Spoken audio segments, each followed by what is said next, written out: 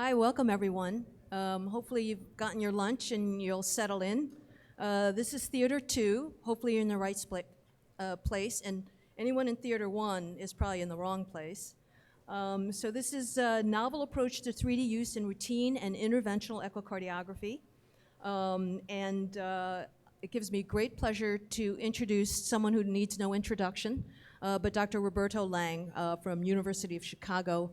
Really just a pioneer in the field of three-dimensional imaging. Thank God he's done all the work he's done, and he will be speaking on 2D and 3D TTE imaging to improve clinical confidence and exam productivity. Roberto?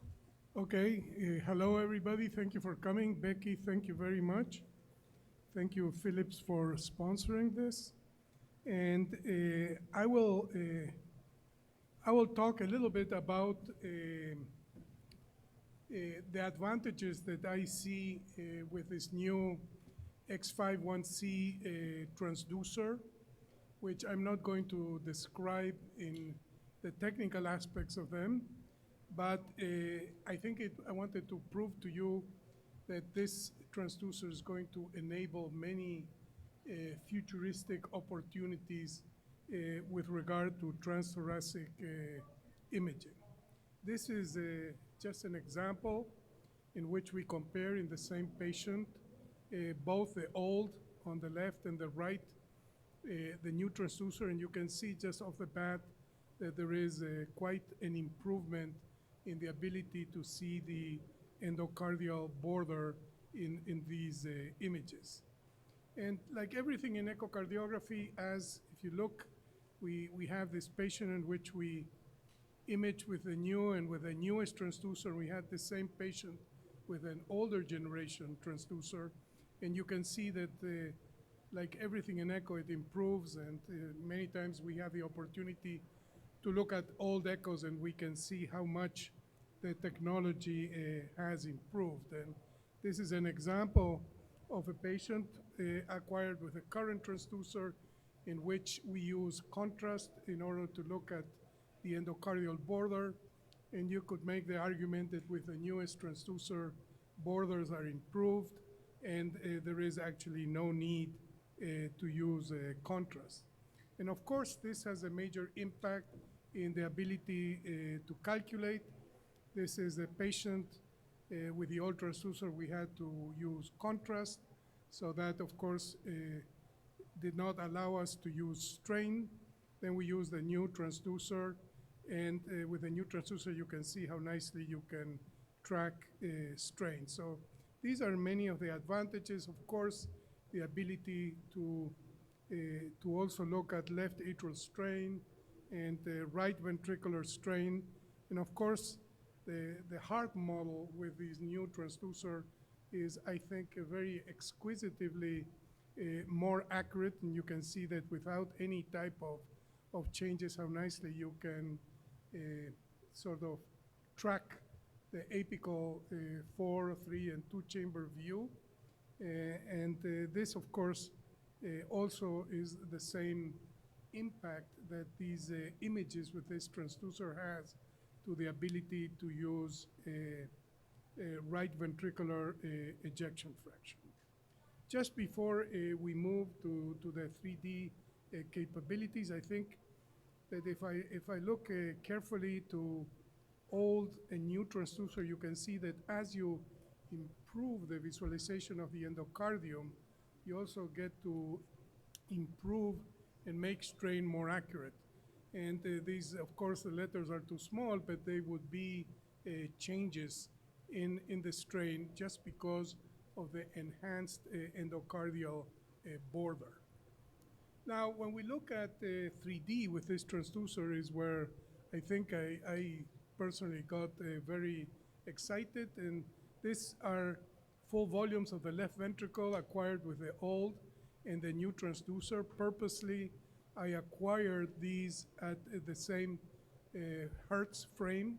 And you can see that with the new transducer, if just look at the cut planes obtained from the 3D echo, how cleaner the borders are and how this translates into the full volume. And one of the things that I sort of became aware is that the posterior wall of the left ventricle is much better visualized. And this, of course, becomes much more evident because for the same data acquisition, now you can improve your frame rate acquisition. And that, of course, has a major impact in the 3D echo. And of course, I can tell you that you need to prove it yourself with the old and the new transducer, particularly the posterior wall as well as the borders. Look at the right ventricle, etc. You can see a huge sort of improvement in the visualization of the left ventricle. This, of course, now Becky is going to show us the future when she talks to us about the tricuspid valve. But here you can see that the improvement in frame rate is very, very high. It's 74, and you can see, the impingement of the catheter on the septal leaflet much more accurately. In the other image at the lower frame, it looks like a blob of type of data. And this, of course, makes a major impact when you do the multi-slice.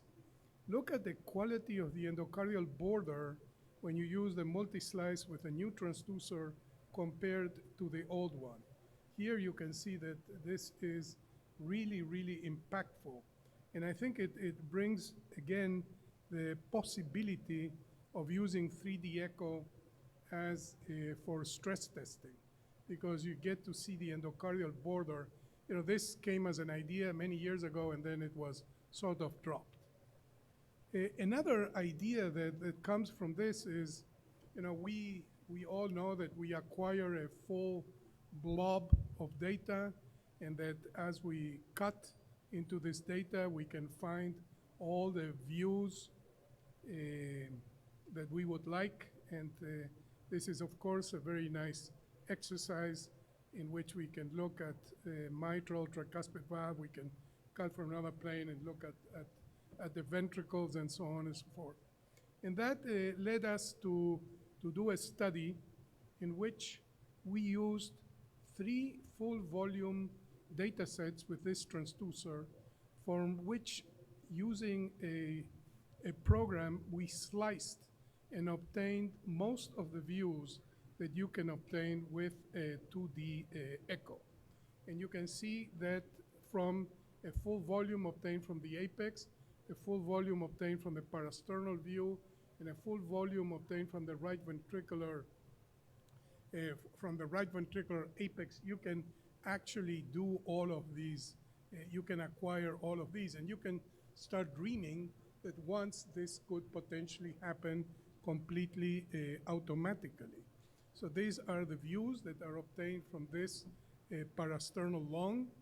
And if you look at the quality of these images, and that's sort of what we did, and you compare them, they are not very off of what a good 2D echo image would be obtained. And these are the apical views that are obtained from this.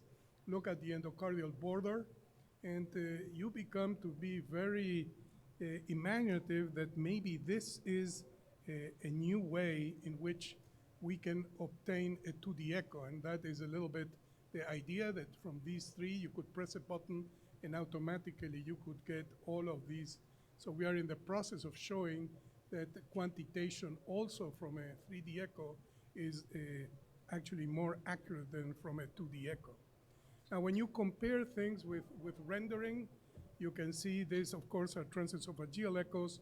But with this new transducer, you can see again in the figure on your right, you see an angiovac catheter with suction, which is attempting to extract this right atrial mass. And you can see that the quality of these images, going back to transthoracic echo, again, with rendering. Again, I was always impressed of the quality of the images on the posterior wall. You can see this thrombus plastered on the posterior wall, and you can look at details of this. And if you think that all of these images are acquired from a transthoracic point of view, it is pretty humbling. This is a patient here with 3 thrombus, one that is, of course, in the right atrium, right ventricle, and then you can see another one that is plugging into the left atrial appendage. This, of course, is a patient with a membranous VSD, and using the whole different types of rendering with this transducer, you can not only locate it, but look at the borders and do a lot of your planning with this type of images. I think also the time has come that this transducer will allow you to do a lot of these acquisitions. These are all acquisitions of the aortic valve. These are all acquired from a transthoracic point of view. You can see that a little bit by using the true view and the glass. I think we get rid of some of the artifacts that we used to get on the aortic valve. This is, of course, a right ventricular inflow with a torrential tricuspid regurgitation. Becky knows all the adjectives for these amounts of tricuspid regurgitation, but you can see that from a transthoracic point of view with this transducer, you can very nicely look at the malcoaptation. I think that this potentially could be very helpful, these type of views for planning on tricuspid clips and where to locate these clips. These are images now that for the first time we are obtaining now from the pulmonic valve, and I think it's going to be possible now to obtain consistently images of the pulmonic valve with this type of transducer, and I'm still giving a prize to a sonographer that gets the first bicuspid pulmonic valve. Again, different views of the pulmonic valve in 3D. I'm also very proud of this image. If you think about it, this image is with a flail, a P2. This is what you can obtain with the old transducer. Now with the new transducer, you start to see this type of images that look very much like a 3D TEE image, which is seen on the side. So this is a TEE versus a transthoracic, and again, the same type of images on the side. Transthoracic, a patient with mitral stenosis. Let me also briefly show that there's a lot of work we are presenting in this meeting. There is a new program that allows you to quantitate regurgitant lesions, at least the beginning from 3D echo.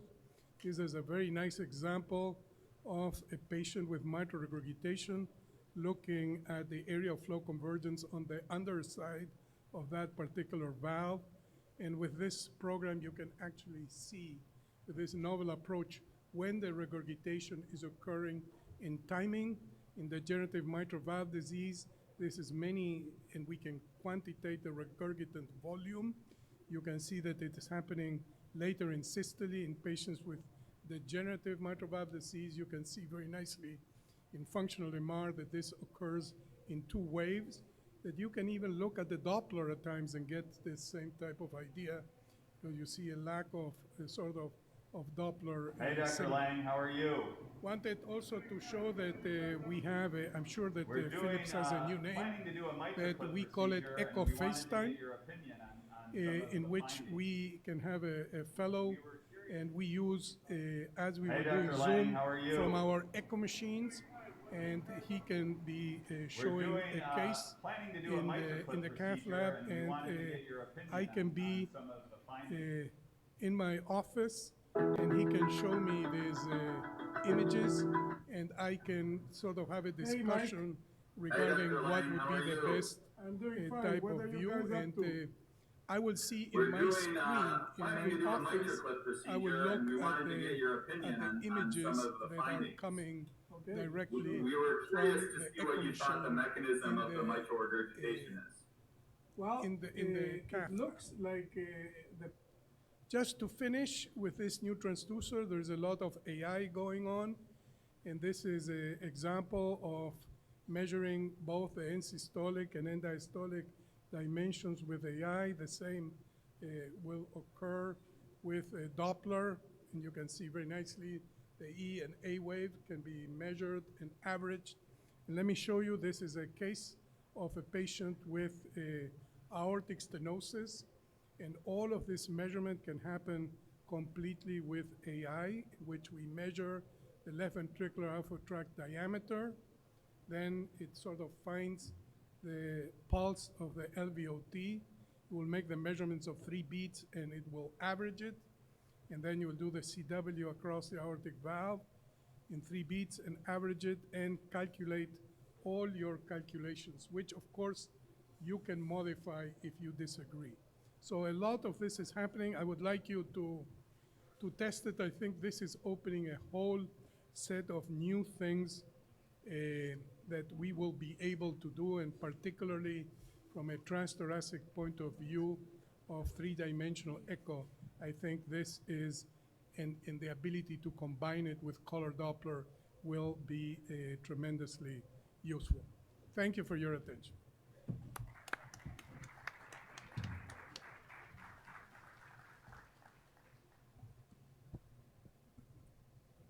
Great.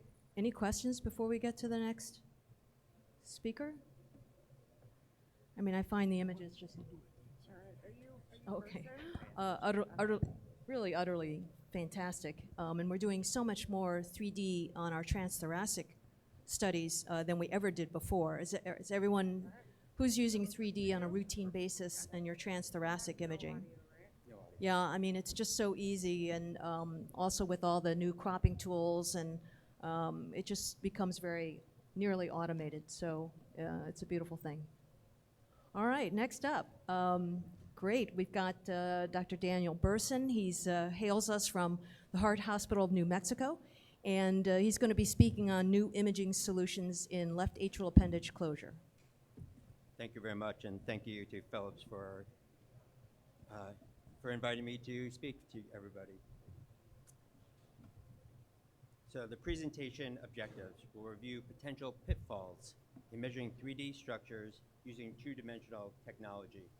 We'll illustrate how to clear the left atrial appendage of clot formation using what's called true view mode, how to accurately size the LAA using 3D auto LAA, and the benefits of machine learning and anatomic intelligence.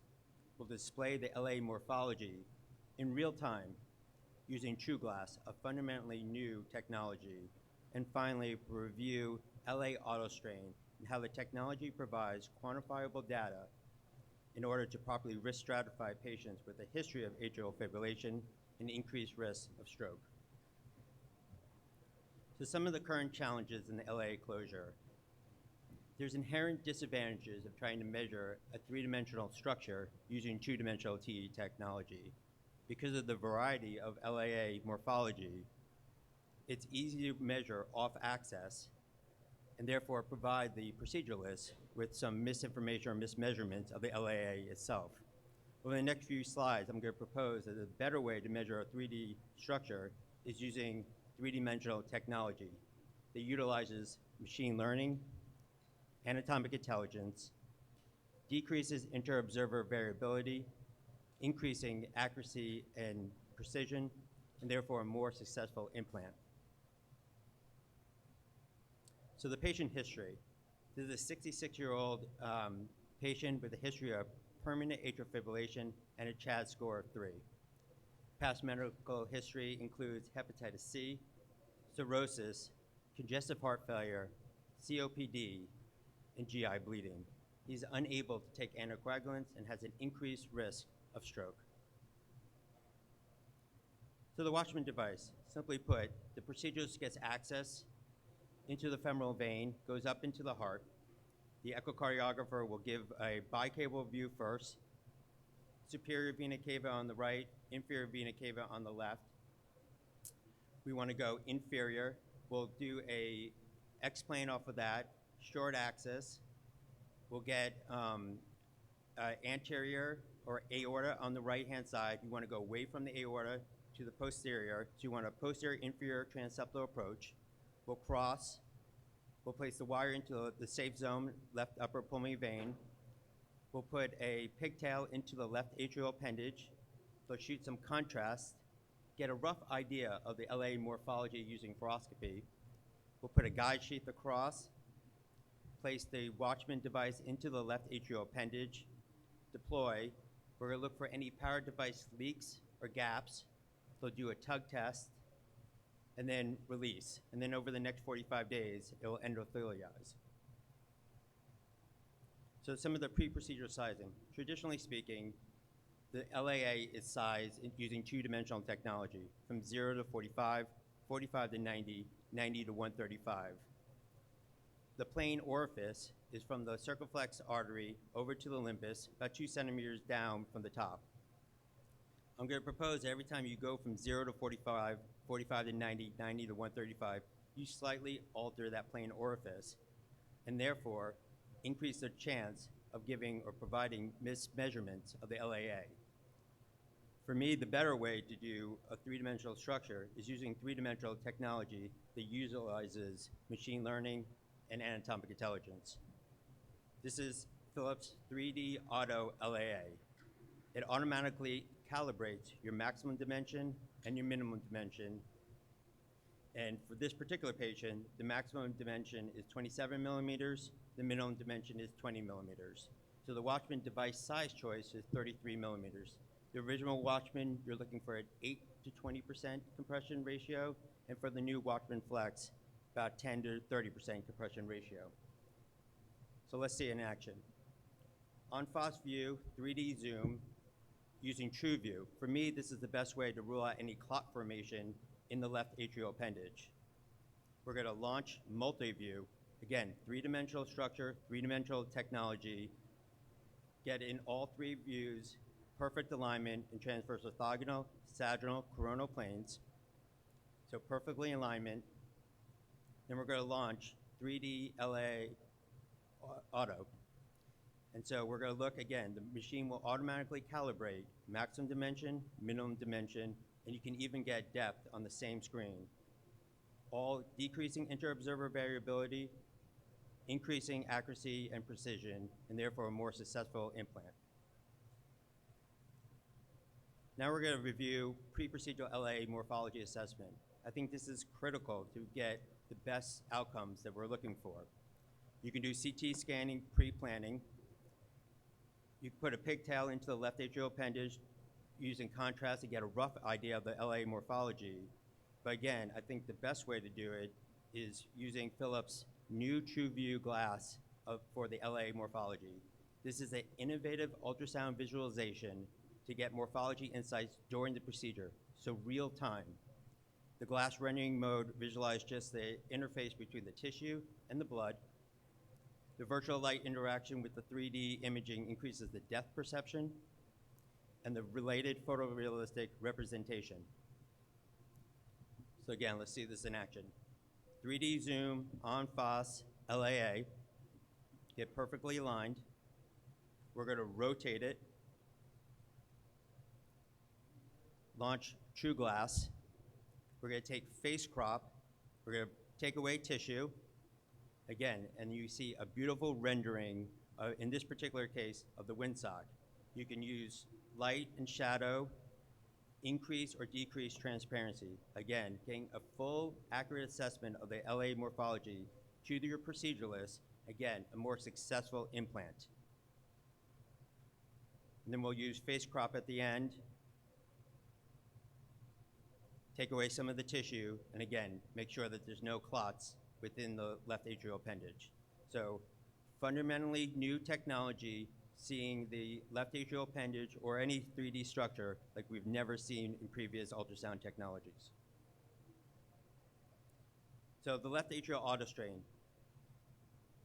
At the Heart Hospital in New Mexico, we look at left atrial autostrain and the use of machine learning and anatomic intelligence to get LA strain reservoir, which equals LA strain conduit plus LA strain contractile. For the vendor, we use a reference point of 39%. Anything lower than 13.5%, there's an increased risk of stroke with patients with a history of atrial fibrillation.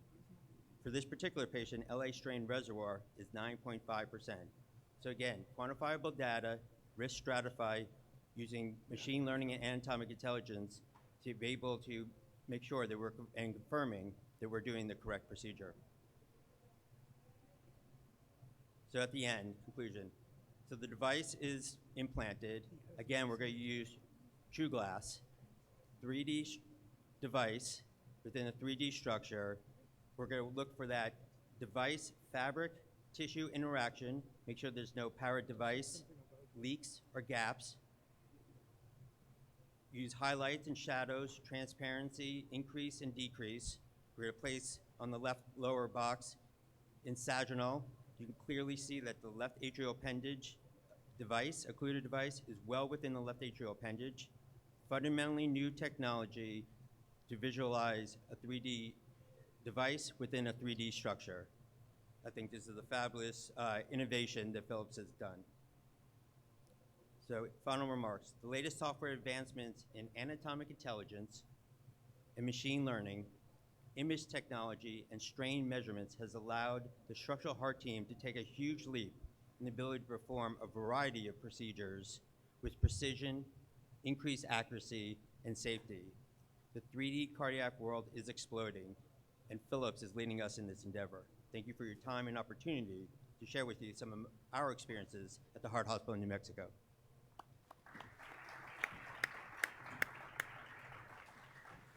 I'd like to introduce Dr. Rebecca Hahn, who is going to show the latest in 3D probe technology, 3D ICE, and she's going to have wonderful examples of LAA and also of the tricuspid. So thank you very much. So Becky is going to do this, what Dr. Burson just explained, and she's also appropriately going to help us visualize the future. I'm sure a lot has to do with the tricuspid valve. So Becky has been, of course, a leader in interventional echocardiography. So we are looking forward to your talk. Great, thanks so much. I think the key is that really the future is here for us. And so just to harken back to the left atrial appendage, I wanted to show you some imaging using advanced imaging systems that we have available to us. And so we are indeed using echofluoral fusion in order to guide our transeptals. Since we are able to guide within a millimeter or two of where we want to be, the precise location of a transeptal in order to optimize the trajectory of the catheters into the left atrium and assure us that we will have a good result. So this is indeed what we like to do, which is to look at the interatrial septum using live 3D multiplanar reconstruction. And because it's so easy to use, we now have, we can flip from the left atrial side to the right atrial side with just a touch of a button. And that allows us to see where the fossa is on the left atrial side, but also to see the catheters coming down. And this is a balloon-tipped catheter, a new transeptal device, which you can see, hopefully this pointer works, but this is the balloon itself, and very, very easy to see from the right atrial side, as well as the balloon peeking through the fossa. And then we've already put the marker, the little red dot, where we want the transeptal to be. And so we're really directing the entire case. And we've obviously co-registered the three-dimensional image onto the fluoroscopic screen. So that's just the left atrium and then the os of the left atrial appendage. And you can really see how the trajectory of the device will be optimized by the location of this transeptal puncture. And then, again, using three-dimensional imaging, you can now see exactly where we've done the puncture from the left atrial side. And if you want to rotate it to a bicaval type view, you can again see the trajectory to the left atrial appendage is ideal. And therefore, now that the implantation of the device is going to go very smoothly because you're so well aligned. And this is us just releasing in the final implantation using advanced co-registration with echofluoral fusion. But where I think some of us are going is going to be the use of these beautiful three-dimensional intracardiac matrix array probes.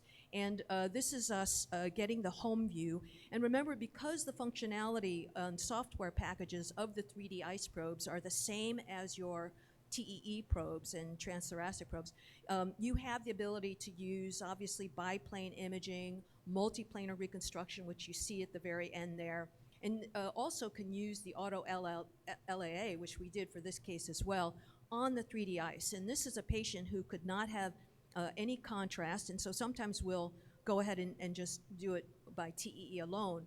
But in this case, we were able to use the 3D ICE probe to do exactly what was needed without relying upon the TEE. And so this is now positioning using 3D ICE and live 3D multiplanar reconstruction.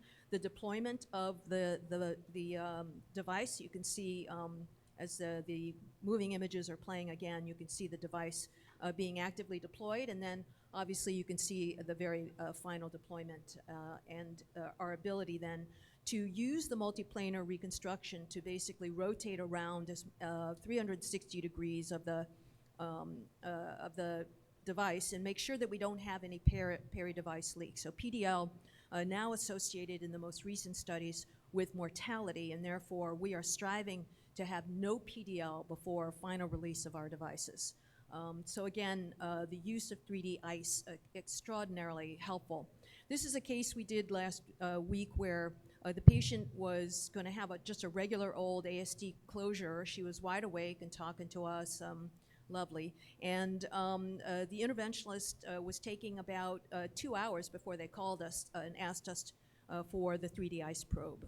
And the reason why he had difficulty is that this is a very slit-like orifice, and without imaging, he could not actually get the catheter across this slit-like ASD. And so within a couple of minutes, we had the ICE probe in.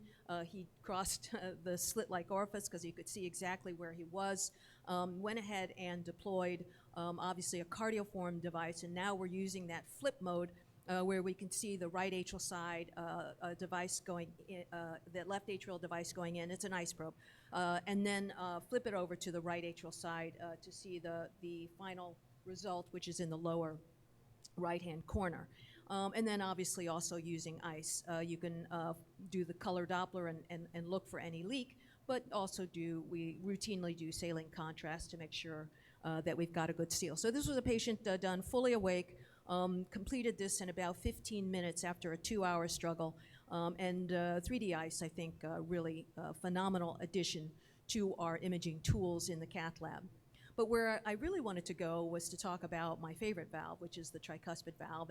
And you can see from this beautiful manuscript about the role of the structural heart imager coming out of Europe that, again, we are involved in the care pathway during the entire process of a patient being diagnosed, so patient selection to procedural planning, procedural guidance, and then follow-up. And so when we're looking for the goals of what we do, we're obviously going to be identifying significant disease and appropriateness of the therapy, but then guide and follow up our patients. And so patient selection becomes important for tricuspid. Normally we have to determine TR severity, but our guidelines are somewhat limited because the orifice of the tricuspid regurgitant jet is frequently non-circular. So this is a pretty classic example of a triangular or star-shaped regurgitant orifice, and therefore a single vena contracta or even a single PISA measurement was not going to describe the severity of the disease. And we've taken to using average vena contracta widths as a semi-quantitative measure of the severity of disease. But where we're at is that we know that PISA, which assumes a circular orifice, is going to underestimate the disease, and that 3D color Doppler and vena contracta areas are going to probably be more accurate in defining the severity of the hole in the leak. But we're also exploring new ways of quantifying using volumetric Doppler. And so this is the same that you would do on the mitral side, a little bit nuanced because of the shape of the tricuspid annular orifice. And so we are using 2 different orthogonal views in order to better quantify. But what we do like is 3D vena contracta area. So these are transthoracic images. And because it's a near-field valve, it's really easy to get these 3-dimensional Doppler images where you can now trace the vena contracta area. And the advantage is it's a direct measurement. We like to average it over the course of the systolic time interval because these are temporally variable jets. And if they're 2 jets, we planimeter the 2 jets and add them together. This is really versatile, particularly following device placement. So if you have a tier device, we can now measure the 2 orifices and get at the total vena contracta area. The disadvantage is obviously with the temporally variable jets, as I said, we like to planimeter every frame. And then obviously there are some limitations to 3D color line density and frame rates, but we can, you know, these are unfortunately a little bit older slides, so it's the X51, not the X51C, which obviously gives you even better images, as Roberto already showed. But even a single beat gets you 12 hertz, and I've always told my fellows, if you can get us to over 10 hertz, then I'm okay. I'm pretty happy. But in all honesty, you know, when we splice together multiple beats, we can get up to 45 hertz on the older probe, and obviously Roberto showed you that you can get up to 74 hertz on the newer probe. And so remember that splicing together, we're always a little bit nervous because of splice artifact, but the thing about tricuspid regurgitation is that it's a systolic jet, and therefore the systolic time intervals remain relatively constant, even in the setting of atrial fibrillation or arrhythmias. And therefore, if you just, you know, we ask the patient to hold their breath, and then we hold our breaths, so that when we can't breathe anymore, neither can they. And then we can obviously acquire the images with multi-beat acquisition. So this is us building the volume, and then just allowing, we can still see some splice artifact, and so we just hang out there, and you can, because it's a digital machine, it's constantly storing, and so we'll use the buffer and eventually freeze it and then go back to a frame where we think there's no splice artifact. And then obviously all the tools that are in the toolbox we use. So this is a rapid quick view using, similar to a 2-click crop, but anyway, rapid cropping tool so that we can get right down to the tricuspid leaflets without any without working too hard. And one of the more important things that three-dimensional imaging on the transthoracic has done for us is really enabled us to look at pacemaker impingement. So these are transthoracic images, obviously looking at the pacemaker and its involvement with leaflet and subvalvular apparatus. Quantitative Doppler takes a lot of measurements. That's the summary of all the measurements that we do, but there is no geometric assumption because we're just quantifying the diastolic stroke volume, not systolic, diastolic, which should be the total the volume going across into the right ventricle. It should be valid with multiple jets, valid with temporally variable jets. We're doing diastolic stroke volume. And the disadvantage, obviously, is that all these measurements obviously have intrinsic error. It is a non-planar orifice, but the method of using a planar orifice area has been validated also by our group using both CT and echocardiography. The one other thing we like to do is to assess right ventricular function. So tricuspid valve and the right ventricle are obviously intimately connected, and right ventricular function obviously may determine outcomes in some of our transcatheter device therapies. And so these are not particularly beautiful 3D volumes, but I think that they you know, fairly accurately show the contraction of the ventricle, and using global longitudinal strain as our longitudinal function and the 3D ejection fraction as our circumferential function, we now have the two main ways that the right heart has of ejecting. And so we find that these are going to be extraordinarily important for us to assess in our patients that are about to undergo transcatheter therapy.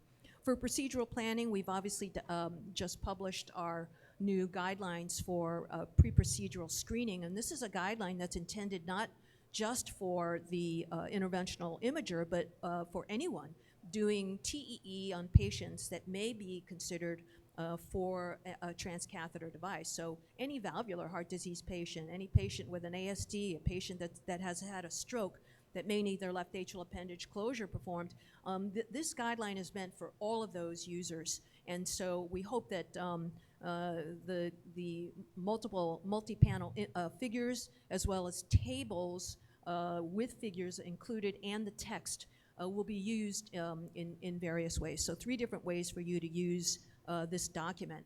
And what we do is in the tables, we also have figures embedded into the tables, and then obviously the actual figures themselves separately from the tables.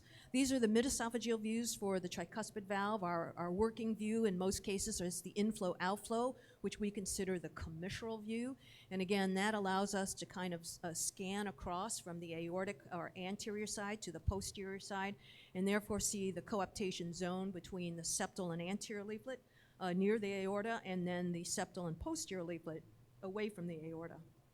And that allows us to fully characterize where we might need to be putting in a device such as a TEER device. But the other view that is our absolute favorite is the deep esophageal view, because as we move further into the esophagus, then the tricuspid valve, which is sitting on the diaphragm, is no longer obstructed by any left heart structures, and therefore we are able to see now directly to the tricuspid valve. We end up getting a little bit nearer field image, and we can do an entire procedure off the multiplanar reconstruction that you see on the bottom there from a deep esophageal view. The transgastric view has become also an absolutely essential view. It is the one that we used to characterize the complex morphology of the tricuspid valve, and realized that there were more than 3 leaflets in almost 50% of the cases. Now that we kind of realize it, the cases coming into the trials for screening, I think, are going to be more than 50% non-tri-leaflet, and the complexity of the leaflet conformation means that there's more chordae, there's more papillae muscles, and the complexity of a TEER case, for instance, will increase with that complexity of the valve. And so using the transgastric view is, again, another workhorse view, particularly for TEER devices, and we can do an entire procedure from the transgastric view. The one other view that we'll get is going to be a deep transgastric, because that allows us to get basically an apical view and align the jet with the insonation beam. And so in doing so, we will now have a much clearer picture of not only the diastolic flow at the annulus, so PW at the annulus, but also CW for an estimate of pulmonary artery systolic pressure as well as mean pressures. So it's an ideal imaging window for Doppler acquisition. But it doesn't really matter with 3D. So the beauty of what we've got is that with real-time multiplanar reconstruction, we can reconstruct from any view that you have, and you see on the last column here both a regular transgastric and deep transgastric view, where we've used the multiplanar reconstruction to give us an image of the tricuspid valve orifice. And so any of those views that you get an adequate image is going to be fine for guiding a procedure, particularly a leaflet procedure. We just published this review, and so it does include this figure, which gives you an idea of the echo-floral relationship and what we see as the Valentine view. So we're constantly attempting to verticalize the heart in our imaging plane. But obviously what the interventionalist sees is the attitudinal position, and therefore we're about 90 degrees rotated from them. And understanding that is really important. And so what we've really taken to loving is the echo-floral fusion, because it does allow us to do 2 things. One, it allows the interventionalist to see exactly where their structures are, and you can see on the bottom there an implantation of a transcatheter valve replacement device right in the annulus. But it also allows the echocardiographer to not only communicate better with our interventionalists, but also to see where our probe is. So you can really see the difference between a mid-esophageal position and a deep esophageal position, and how the probe will have to be manipulated. Obviously for the mid-esophageal, we move it to the right and we retroflex, which you can really see there. And for a deep esophageal view, we will move it to the right, but we will not retroflex. And so it allows us to get out of if we see a device that's shadowing us, they're giving us acoustic noise, we can actually see that on the fluoro. It's right in front of us. We're seeing, this is exactly what we see on our machine. And so we can work around that. And then the other new tools that we've been given, which really, in my mind, were designed for us. I mean, I know that other people may use them, but the interventional imager is relying on them. And one of those is the ability to change the orthogonal view from 90 degrees to any rotation. And so that tilt plane rotate is allowed us to see the clip arms, in this case of a tri-clip device, even when we know we are off axis from our inflow-outflow view. And then the multiplanar reconstruction allows us to give the interventionalist the same view no matter where we've acquired the image from.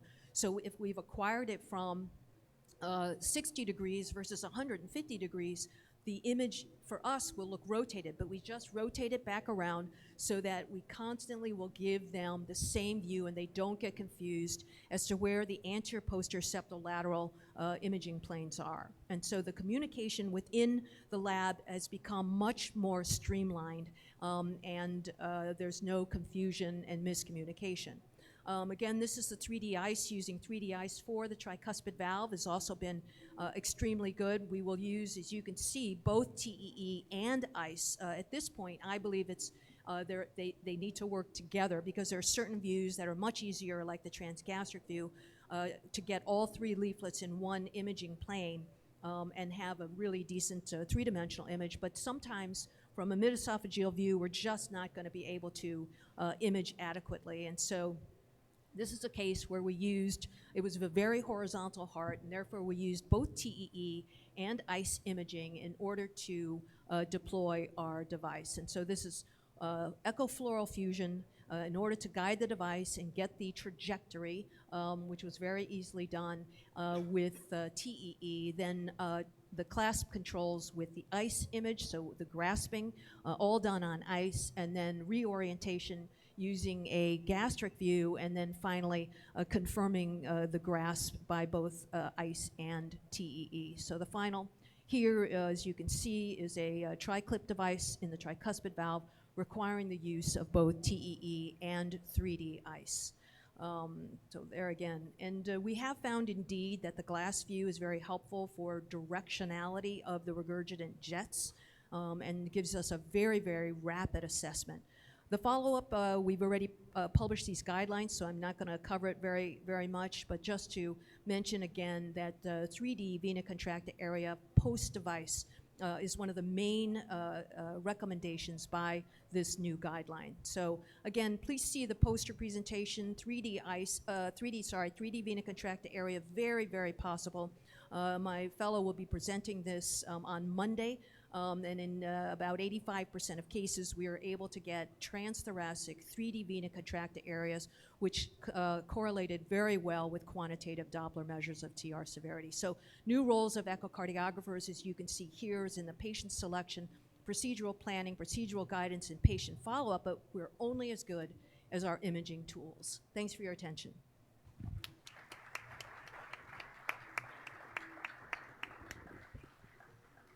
Any questions from the audience? Usually people don't ask anything in this type of a setting.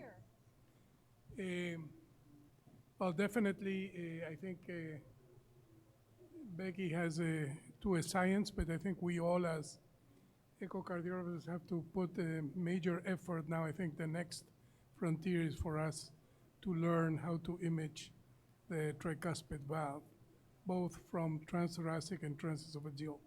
For many years, we just looked at it, saw it, made a comment on the TR, and that was it.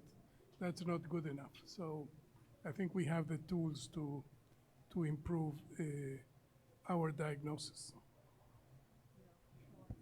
You know, I think the one thing that the interventionalists also have learned is that because the imaging is just so key to the technical success of their procedures, you know, the collaboration between the imager and the interventionalist has become really paramount, and the respect with which we're treated, I think, has really been escalated. And you know, part of it is also that the tools that have been developed by our ultrasound partners have really allowed us to be a powerful force within the cath labs. And you know, I can't thank them enough for giving us those tools, but I do think it, in the end, is extraordinarily powerful for patient outcomes. And that's what it's all about, is treating the patients well, getting the devices in, getting a perfect result every time, and not having to question or have single leaflet device detachments because we can't see it. In the most recent study of the TriClip, commercial use in Europe.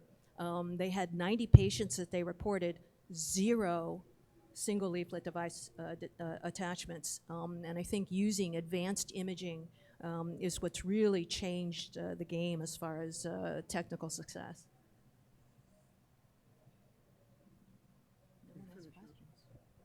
Any other questions? No questions. Well, thank you very much all for attending, and enjoy the meeting. That's good. Excellent.